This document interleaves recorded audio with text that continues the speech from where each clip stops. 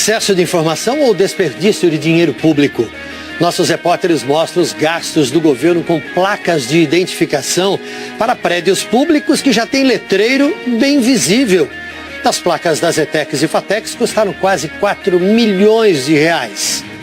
Na véspera do Dia Internacional da Mulher, uma pesquisa mostra que elas são mais prudentes no trânsito e isso tem impacto no número de mortes por acidentes. Representantes do Conselho Nacional dos Direitos Humanos visitaram 2 centros de acolhimento da Prefeitura de São Paulo, na Cracolândia.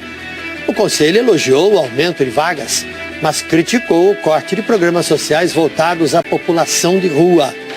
E ainda o combate ao tráfico de animais exóticos nas redes sociais. Policiais libertaram mais de 100 animais, entre cobras e lagartos, que eram vendidos pela internet. Agora, aqui no SP. Boa noite. Nós começamos o SP2 de hoje falando sobre o uso do dinheiro público para pagar as placas de identificação das escolas e faculdades técnicas da capital e do interior. Muitas delas foram colocadas em prédios do Centro Paula Souza, que já exibiam letreiros bem visíveis ou escondidas atrás de árvores. Acompanhe na reportagem de Wallace Lara, Carolina Giancola e Angélica Castro. O nome da escola está nítido na fachada do prédio. Mesmo assim, foi instalada bem embaixo uma placa de identificação que custou R$24 mil na Escola Técnica de Guaianazes, na Zona Leste. 24 mil poderia investir em outra coisa, né? Na frente desta outra ETEC, na Zona Oeste, nós encontramos 2 placas, uma acima da outra. E aqui ainda tem uma terceira, instalada do outro lado do prédio. No total, R$34 mil. A identificação também está clara na entrada da Escola Técnica de Osasco, na Grande São Paulo. Mas ali ao lado foram instaladas outras 2 novas placas, outros R$48 mil. Situação que se repete nas cidades do interior. Placas diferentes, lado a lado, com as mesmas informações. Em dezembro do ano passado, o SP2 mostrou o gasto do Estado com a compra de 56 placas. Depois da reportagem, o governo suspendeu o pagamento da empresa Shop Signs, contratada para o serviço. Mas esse não é o único contrato dessa empresa com o Estado. A produtora Carolina Giancola encontrou outros 6 contratos assinados com a Shop Signs Obras e Serviços Limitada para fornecer mais de 200 placas para escolas técnicas do Estado, no valor de quase 4 milhões de reais. Novamente checamos o preço de mercado com outras empresas fornecedoras de placas e mais uma vez encontramos orçamentos muito diferentes. Placas instaladas na parede, que o governo pagou R$10 mil cada uma, foram orçadas por 3 mil. E placas com estrutura de metal, que saíram por 27 mil aos cofres públicos, no mercado, custam 11 mil reais. 2 dessas placas deveriam ter sido instaladas na ETEC Dr. José Cury, em Rio das Pedras, região de Piracicaba, como previsto no contrato de 2016. Mas o local só tem a moldura. O outro contrato previa que esta escola, que fica na zona sul de São Paulo, tivesse apenas uma placa instalada com pórtico, que é uma estrutura de metal. Mas esta está fixada naquela cobertura. Depois que nós estivemos aqui, no fim do ano passado, a escola ganhou uma segunda placa com estrutura de metal, só que daqui da rua não dá pra gente ver. A placa foi instalada lá dentro, ao lado do estacionamento. E tem outras placas que quem passa na rua não consegue enxergar. Essa da ETEC Paulistano, na Zona Norte, está encoberta pelas árvores. Não dá nem para ver do que se trata, né? É assim que o dinheiro da população vira pó. O advogado da empresa Shop Signs Obras e Serviços informou que os orçamentos apresentados na reportagem em nada se equivalem ao projeto licitado, que, segundo a empresa, segue 28 normas técnicas da ABNT. Disse ainda que o local da instalação das placas é de responsabilidade dos diretores da escola. O Centro Paula Souza informou que os contratos para a compra de placas são resultado de uma licitação e que a empresa vencedora ofereceu o menor preço. Informou ainda que abriu uma sindicância para investigar o caso e que prestou todos os esclarecimentos ao Ministério Público. E sobre o orçamento solicitado pela nossa produção, nós informamos que todas as normas técnicas determinadas em contrato foram incluídas no nosso pedido. De cada 5 pessoas que morrem em acidentes de trânsito no estado de São Paulo, apenas uma é mulher. A informação é do Movimento Paulista de Segurança no Trânsito, do governo do estado. Acompanhe comigo aqui outros dados. Olha só, entre as mulheres que morreram em acidentes no ano passado, 40%, um pouquinho mais só, eram pedestres que foram atropeladas. 33% eram ocupantes de veículos, eram passageiras dos carros. E apenas 19% eram motociclistas. As mulheres são minoria ao volante, isso conta nas estatísticas. Mas para os pesquisadores, esses números também mostram que elas são mais prudentes e menos agressivas no trânsito. A repórter Andressa Roger foi conferir nas ruas. Em todo o estado, as mulheres são 37,3% dos motoristas, segundo o Detran. Mas, proporcionalmente, ainda nos envolvemos muito menos em acidentes. De todas as pessoas que morreram no trânsito em São Paulo em 2017, 20% eram mulheres e apenas 6% delas estavam na direção.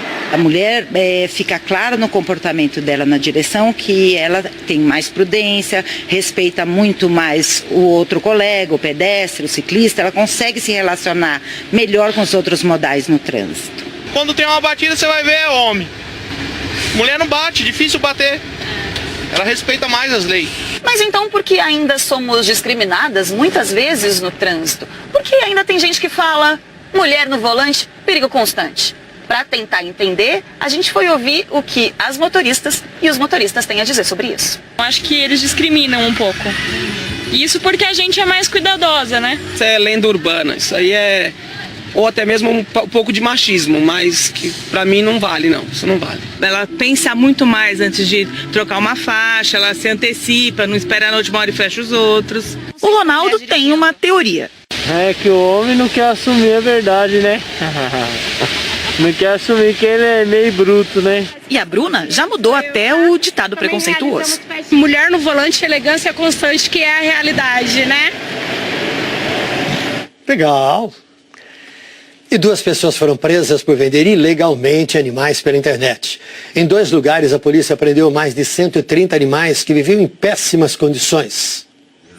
O coelho e o sagui viviam juntos, na mesma gaiola. O coati andava de um lado para o outro, assustado. Também havia animais exóticos. Um lagarto teiu vermelho, uma cobra albina e outra da espécie piton, uma das maiores serpentes do planeta. Ao todo, os policiais localizaram 131 animais. Os bichos viviam em 2 casas, uma em Itapecerica da Serra, na Grande São Paulo, e outra no Jardim Peri, zona norte da capital. Os 2 locais funcionavam como uma central do crime para o tráfico de animais. Uma condição deplorável. O local é imundo, totalmente desorganizado, sujo, as gaiolas enferrujadas, velhas, imundas. Eles visivelmente tinham sede, visivelmente estavam com fome, sem ventilação, sem iluminação natural. Era uma situação assim horrorosa.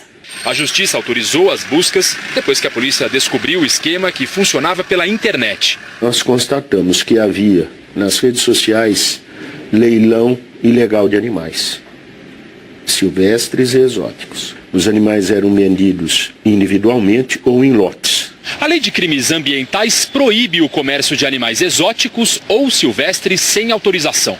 O próximo passo da polícia é tentar identificar outros vendedores e também quem compra esses animais. O crime é o mesmo, tanto para quem comercializa quanto para quem adquire os bichos.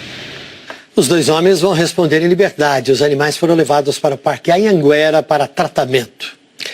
Você vai ver a seguir, pancadas isoladas de chuva deixaram pontos de alagamento na Grande São Paulo e ainda pode chover mais. Agora, dá uma olhadinha no trânsito aqui na Marginal Pinheiros, pertinho da gente, no sentido do Cebolão. Tá tudo travado. A gente volta já já com outras notícias. O Conselho Nacional de Direitos Humanos se reuniu hoje com entidades que atuam na Cracolândia. O Conselho informou que a Prefeitura da capital conseguiu ampliar o número de vagas em abrigos, mas teme o fim de políticas públicas para os usuários de drogas. Os representantes do Conselho Nacional dos Direitos Humanos foram a 2 centros temporários de acolhimento hoje cedo. Esses CTAs recebem usuários de drogas e moradores de rua. A missão veio conferir se as recomendações feitas em maio do ano passado estão sendo cumpridas pela Prefeitura da capital. Para a comissão, a Prefeitura conseguiu ampliar o número de vagas. O que chamou a atenção da comissão desta vez foi o corte de programas. Recentemente, a Prefeitura fechou 2 hotéis na Cracolândia e anunciou que vai cancelar o pagamento de uma bolsa a quem varria as ruas da região. Então nós estamos buscando, na verdade, identificar todas essas pessoas e garantir que elas continuem e mantenham a política pública. A Prefeitura disse que a população de rua não foi prejudicada. Os programas anteriores, eles não funcionavam, né? A gente tem só no trabalho, que é a empregabilidade para pessoas em situação de rua, em 4 anos a gestão anterior empregou 16 pessoas e em 1 ano a gente empregou 1.752. À tarde, o Conselho Nacional de Direitos Humanos se reuniu aqui mesmo, na região da Luz, com moradores, comerciantes e representantes de organizações que atendem os usuários de drogas. A intenção foi ouvir sobre as dificuldades que eles têm para trabalhar aqui. Mais de 20 pessoas participaram do encontro. Algumas denunciaram atos de violência de policiais militares e guardas civis. Em todas as tentativas que a gente faz para poder registrar isso e fazer denúncia sobre a atuação inadequada dos equipamentos de segurança pública, nós somos coagidos por parte dos próprios policiais, em alguns momentos até tendo os aparelhos tomados, né, e os registros feitos apagados. Disseram também que a Prefeitura está dificultando o atendimento aos usuários de crack. A expectativa de desmonte dessas políticas é absolutamente dramática, para dizer o mínimo, na vida dessas pessoas. No dia 21, os representantes do Conselho Nacional de Direitos Humanos devem apresentar o relatório desta visita à Cracolândia para a Prefeitura da capital. A Prefeitura diz que criou a maior rede de atendimento social e de saúde para usuários de álcool e drogas do país e que o Conselho demonstra desconhecimento da atual realidade da região da Luz. Sobre o fim da Bolsa Varrição, a Prefeitura afirma que das 263 pessoas beneficiadas, 43 vão continuar recebendo mediante atividade profissional e de qualificação. Em relação às supostas ações violentas, a PM disse que a Corregedoria mantém um plantão de 24 horas, onde podem ser feitas eventuais denúncias. O prefeito João Dória defendeu hoje em Brasília o decreto que garante proteção policial para ex-prefeitos da capital, esposas e filhos, por até 1 ano depois do fim do mandato. Dória afirmou que vai devolver aos cofres públicos os valores gastos com a própria segurança. Um programa para todos os futuros prefeitos da cidade de São Paulo. E para que não houvesse também mais dúvidas e nem polêmicas, eu já disse que o valor correspondente mês a mês a esta segurança será reembolsada por mim pessoalmente à Prefeitura de São Paulo. Você, quando está num cargo público, você tem que assumir responsabilidade e ter atitudes de confronto muitas vezes, inclusive com facções criminosas. E essas facções criminosas ameaçam, evidentemente, o agente público constantemente em diferentes níveis, sobretudo aquele do qual emana a ordem e orientação para ações desse tipo. Vai significar menos PM nas ruas. João Dória participou de uma reunião no Palácio do Planalto com o presidente Michel Temer e prefeitos de capitais para discutir segurança pública. A Câmara Municipal de São Bernardo do Campo aprovou por unanimidade o aumento da licença paternidade de 5 para 20 dias. Agora o funcionalismo público de São Bernardo passa a ter os mesmos direitos dos trabalhadores das empresas privadas ligadas ao programa Empresa Cidadã do governo federal. Pela lei, o direito à licença paternidade de 20 dias é assegurado a partir do nascimento do filho, da guarda judicial para a adoção ou adoção. A lei federal entrou em vigor em janeiro do ano passado. Hoje choveu forte de novo aqui na capital. Eliana Marques, boa noite. Boa noite, Tramontina, boa noite a todos. Olha, o Globocop gravou no fim da tarde as consequências da chuva, como esse alagamento aqui lá em Osasco. Choveu forte em quase toda a capital e hoje ainda não se descarta mais alguma chuva, Tramontina. E amanhã o que vai acontecer? Bom, amanhã o vento que está soprando do mar vai continuar vindo para cá, ajudando a aumentar as nuvens em superfície e em altitude temos outros ventos mais fortes, representados aqui por essas setas vermelhas. Esses ventos vão acelerar a subida desse ar úmido e aí a gente tem a formação das nuvens carregadas. Tem possibilidade de chover já de manhã aqui na capital e à tarde fica menos quente, com máxima de 26 graus. Temos também possibilidade de chuva forte em quase todo o estado, na capital inclusive, pior aqui na região do litoral, Tramontina. Obrigado, Eli. De nada, boa noite. Boa noite. Tchau, tchau. Assim termina o SPTV. No Globoplay, você revê todas as reportagens. Notícias do Brasil e do mundo, Jornal Nacional, às 8h15. Boa noite a todos e até amanhã.